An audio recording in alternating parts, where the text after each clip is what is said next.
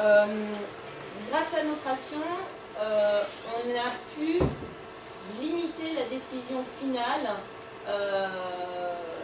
parce que du coup, ils se sont dit qu'il faut qu'on y réfléchisse un peu plus. On ne peut pas arrêter comme ça d'emblée une décision.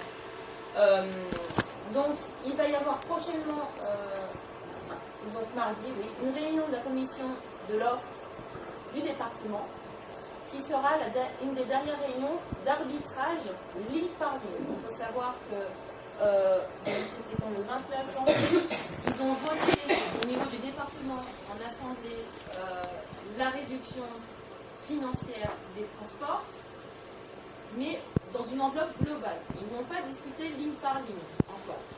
Ils sont encore tous en train de découvrir. Donc l'objectif c'est de mettre la pression au niveau du département pour qu'ils sauvegardent nos lignes en l'occurrence, et voire même s'ils pouvaient geler le rapport complet, ça nous arrangerait. Donc après, par la suite, une fois que l'arbitrage est fait, donc le 16 février, toutes les lignes sont un peu décidées, définitivement, ça sera voté en assemblée au niveau du budget, lors du budget au niveau du département en mars prochain, en séance publique. Une fois que ça sera fait, par la suite, ça va basculer au Citral, qui prendra un vote de principe.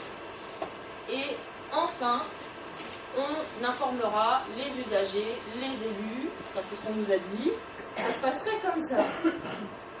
Mais il y a une échéance intermédiaire, c'est qu'à partir du 1er janvier, j'ai oublié de changer, 2017, la gestion des transports va basculer auprès de la région. C'est-à-dire que là, en gros, ils nous disent on veut faire des économies, ça sera applicable à partir du 1er septembre 2016, mais à partir du 1er janvier 2017, on change d'autorité et donc d'enveloppe financière, ce qui signifie qu'on nous fait faire des réductions pour 4 mois d'exploitation.